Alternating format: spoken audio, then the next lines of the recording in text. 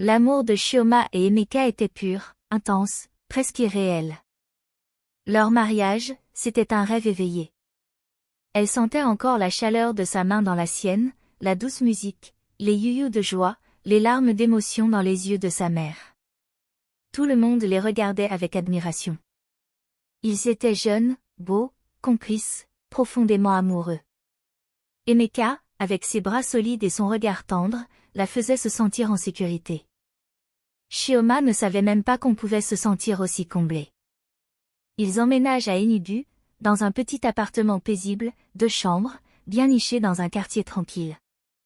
Chaque matin, elle préparait le déjeuner d'Emeka pendant qu'il prenait sa douche.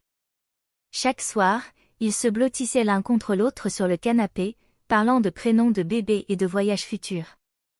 L'amour remplissait chaque recoin de leur vie. Quand elle rate ses règles, la première fois, il crie de joie.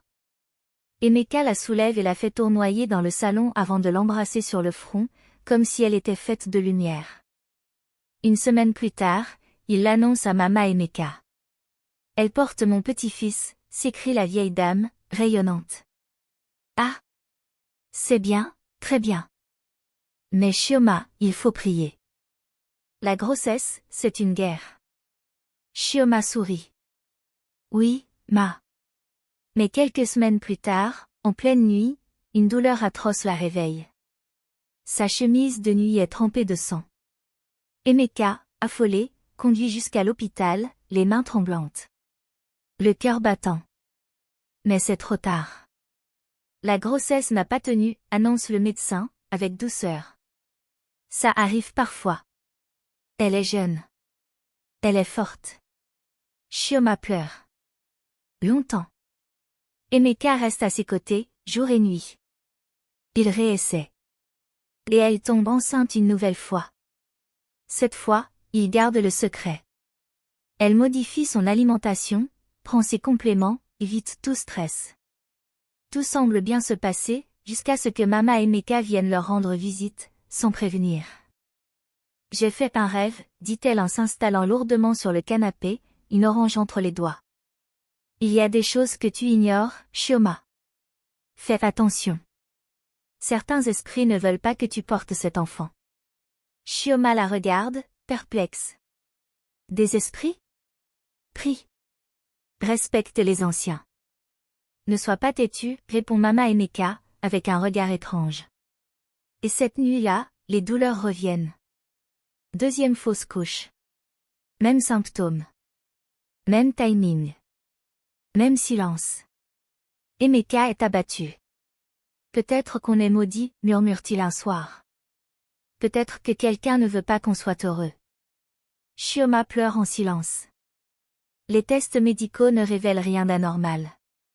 Tout est normal. Et pourtant, elle perd encore son bébé. Troisième grossesse. Shioma se mure dans le silence. Elle ne dit rien à personne. Pas même à Mama Emeka. Mais la vieille femme revient. Sans prévenir. Avec une marmite de soupe aux feuilles amères. « Je le sens dans mes os », dit-elle. « Tu es encore enceinte, non ?» Shioma esquisse un sourire forcé. « Oui. Mais doucement, ma. Le docteur dit que je dois me reposer. » Mama Emeka pose la marmite, se retourne lentement. « Tu ne te reposes pas. Tu fuis la vérité. Il y a des choses que seule la prière peut guérir. » Cette nuit-là, Shioma fait encore le même rêve, de l'eau rouge, un bébé qui pleure, une femme qui chante dans une langue inconnue. Elle se réveille en sueur. Le lendemain, Emeka la trouve assise, l'air absent. « Tu me fais peur, dit-il doucement. Parle-moi. » « Je crois que ta mère sait quelque chose, murmure Shioma, les yeux embués. Shioma, non. Ne commence pas. Elle est juste, traditionnelle. Elle est bien plus que ça, dit-elle, tremblante. Je l'ai vue. À chaque fausse couche, elle était là. Toujours la nuit. Juste avant que ça arrive. Il ne répond pas. Cette nuit-là, Shioma reste éveillée. Chaque bruit la réveille. Vers 2 heures du matin, elle entend des pas, lents, précis, juste derrière la porte. Elle croit rêver, jusqu'à ce qu'elle entende le grincement. Elle ne bouge plus. Mama Emeka est là. Au pied du lit. Les yeux vides. Murmurant quelque chose d'incompréhensible. Puis elle s'agenouille. Ouvre la bouche. Et vomit une étrange substance blanche sur le sol. Chioma veut crier, mais aucun son ne sort. Puis, Mama Emeka se met à uriner sous le lit. Calmement. Comme un rituel. Toujours en chantant, une langue ancienne, déformée. Mama, gémit Chioma. La femme lève les yeux. Blanc. Sans vie. Chioma hurle. En un éclair, Mama Emeka se lève et disparaît dans le couloir. Emeka arrive en courant, paniquée. Mais la chambre est vide. Le sol est sec. Rien. Pas d'odeur. Pas de trace. Où est-elle? Demande Chioma, la voix brisée. Qui ça? Ta mère. Elle est partie depuis des heures, dit Emeka, la regardant comme si elle perdait la tête. Chioma serre son ventre. Le cœur battant à tout rompre. Elle ne sait plus si elle devient folle, ou si l'horreur ne fait que commencer. Chioma ne dormit pas après cette nuit-là. Ses yeux restaient grands ouverts, guettant la moindre plainte de la porte de la chambre, les ombres dansant sur le mur la narguaient, mettant sa raison à l'épreuve. Emeka tenta de la rassurer, mais ses paroles sonnaient creux désormais, comme un homme désespéré de croire encore à sa propre version de la réalité. « Tu as fait un cauchemar », répétait-il en lui repoussant doucement les cheveux du visage. « Non, Emeka. Je l'ai vue. Elle était dans cette pièce. Elle faisait des choses, murmura Chioma. Il n'y avait ni vomi, ni urine. Rien du tout. Arrête de dire ces choses. C'est de ma mère qu'on parle. » Ce mot, mère, fit frissonner Chioma. Elle se sentait seule, piégée dans une maison où même l'homme qu'elle aimait était aveugle au danger qui dormait sous le même toit que leurs rêves. 2 jours plus tard, assise sur les marches du perron pour prendre l'air, Chioma s'effondra devant sa voisine, Ijoma. Cette dernière avait toujours été gentille, toujours à demander des nouvelles de ses grossesses, toujours à offrir des herbes et des conseils. « Je ne sais pas ce qui se passe, » sanglota Chioma. « C'est comme si on me traquait dans ma propre maison. » Les yeux d'Ijoma se plissèrent. Elle posa une main ferme sur l'épaule de Chioma. « Viens avec moi. Tu dois voir quelqu'un. » Elles prirent une moto jusqu'aux abords de la ville, vers un terrain caché derrière une clôture poussiéreuse envahie par la végétation. À l'intérieur, une petite église silencieuse sans enseigne. Un vieil homme était assis à l'autel, les yeux clos, murmurant des prières que personne d'autre n'entendait. Ijoma s'inclina devant lui. « Prophète, voici Chioma. Elle a besoin de lumière. » Le prophète ouvrit lentement les yeux, et en regardant Chioma, elle se sentit mise à nu, comme si son âme était un livre ouvert entre ses mains. « Tu es la femme du fils de celle qui marche avec les esprits, » dit-il calmement. La bouche de Chioma s'ouvrit de surprise. « Oui, mais comment savez-vous » Il leva la main. Silence. Les esprits ont parlé. « Ton ventre n'est pas stérile, ma fille. C'est une prison. Une source de puissance, vidée encore et encore par celle qui se nourrit des vies non nées. » Des larmes remplirent les yeux de Chioma. « Pourquoi?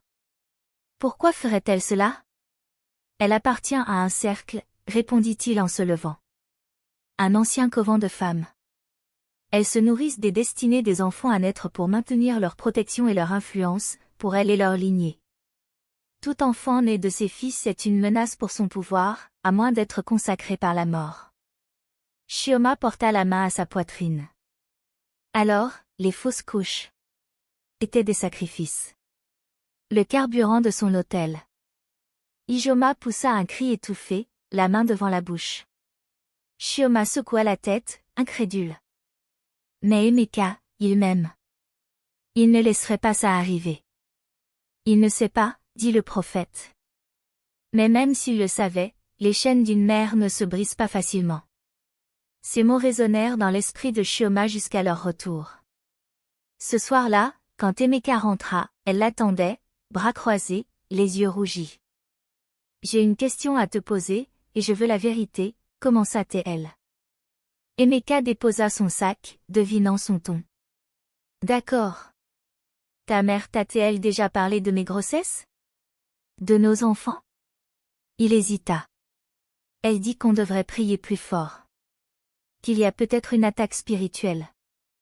Est-ce qu'elle a dit qu'elle te protégeait grâce à ma douleur? Quoi? Chioma, c'est quoi cette question? J'ai vu un prophète, dit-elle.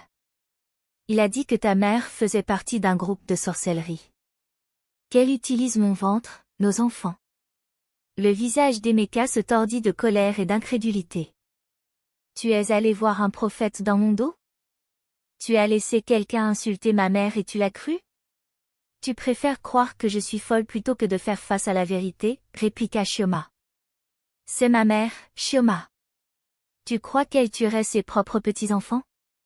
Je crois qu'elle l'a déjà fait, dit Chioma amèrement.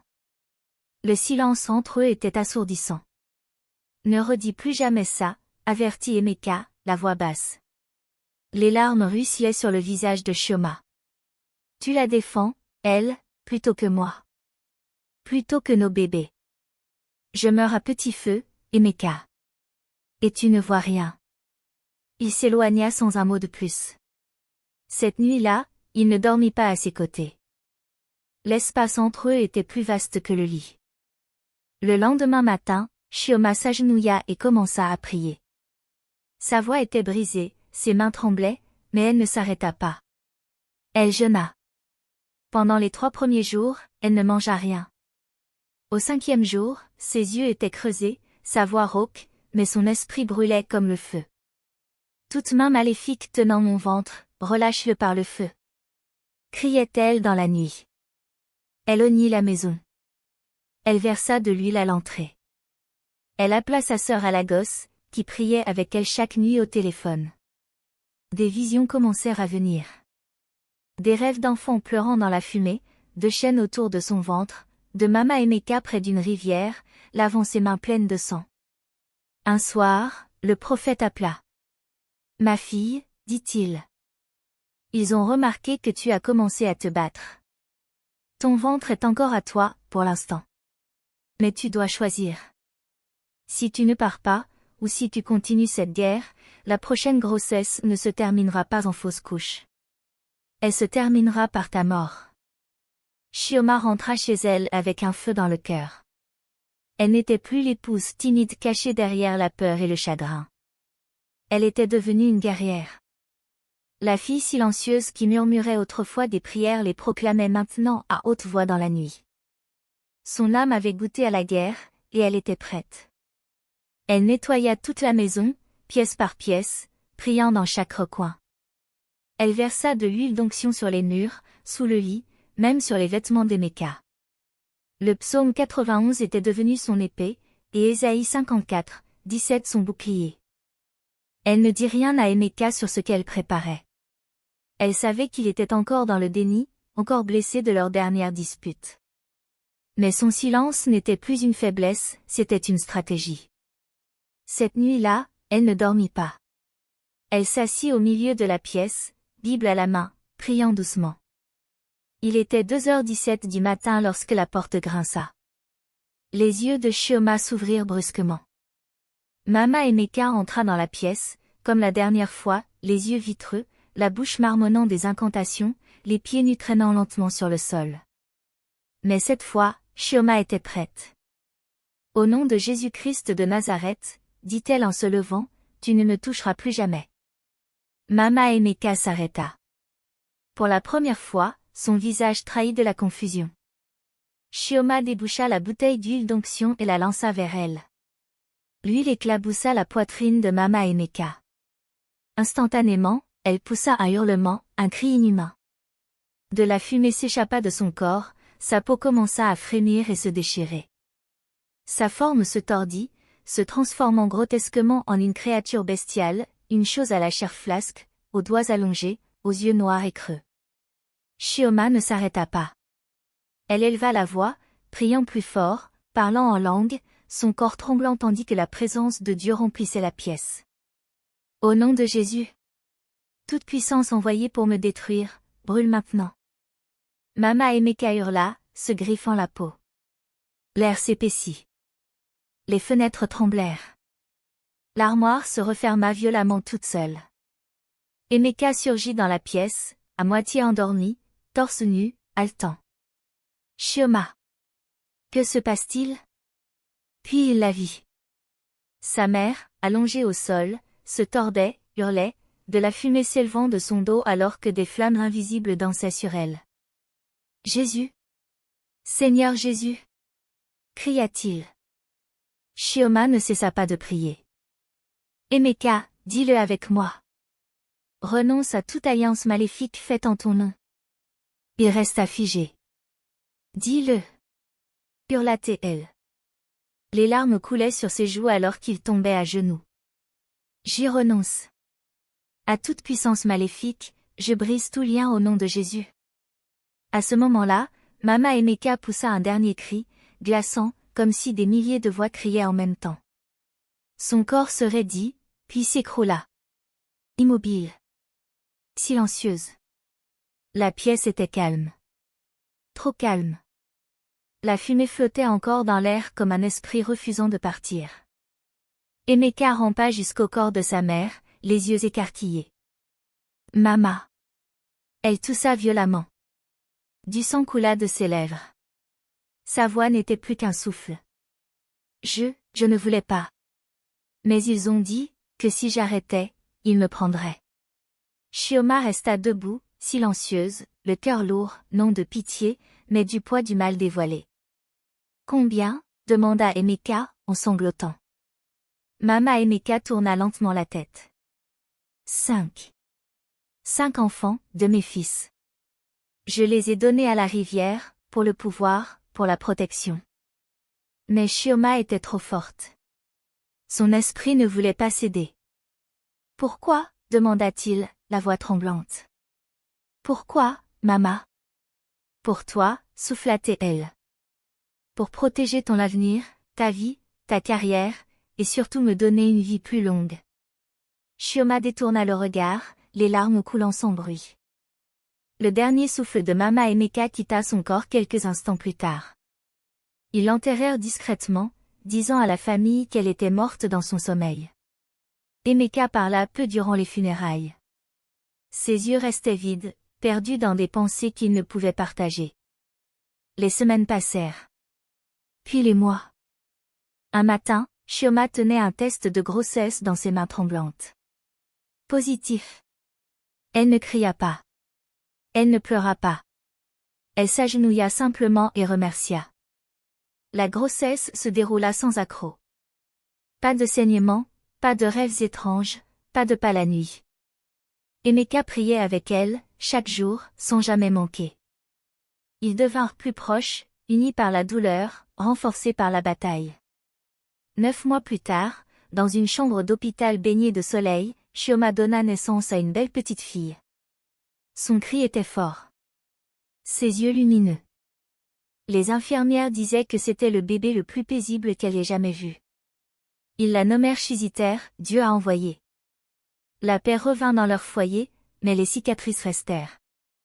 Emeka se réveillait souvent la nuit, les yeux humides, murmurant des excuses. Chioma ne cessa jamais de prier, non par peur, mais parce qu'elle connaissait désormais le prix du silence. Ils ne racontèrent jamais leur histoire. Mais chaque fois que Chioma regardait les yeux de son enfant, elle savait. Elle s'était battue pour lui.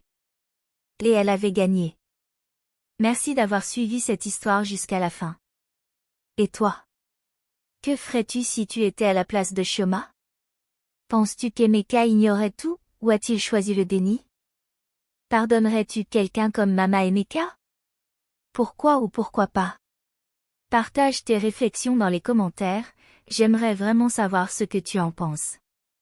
Et surtout, si tu as aimé cette histoire, pense à nous soutenir en t'abonnant à notre chaîne. C'est totalement gratuit. Like, partage avec tes proches, et reste connecté pour d'autres histoires encore plus palpitantes.